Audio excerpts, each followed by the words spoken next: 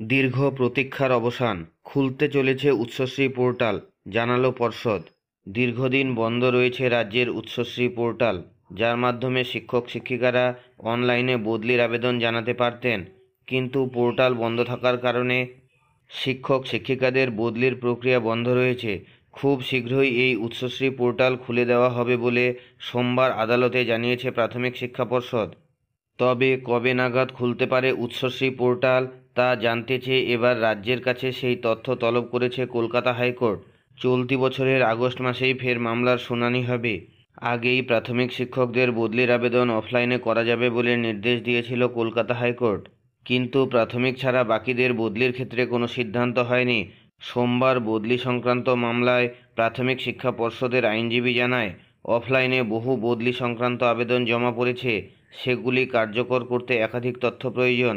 ওই তথ্য না পেলে বদলির আবেদন কার্যকর করা অসম্ভব।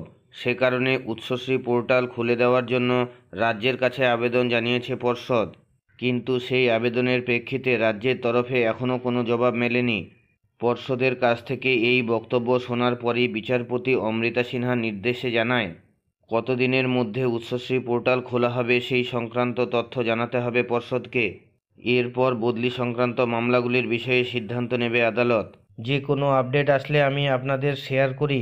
ভালো লাগলে লাইক দেবেন, শেয়ার করবেন। আর আপনি যদি আমার চ্যানেলে প্রথমবার আসেন, তাহলে এই ধরনের ভিডিওগুলি পাওয়ার জন্য চ্যানেলটিকে অবশ্যই সাবস্ক্রাইব করবেন এবং পাশে থাকা বেল চিহ্নটি টিপে নোটিফিকেশন অল করে দেবেন।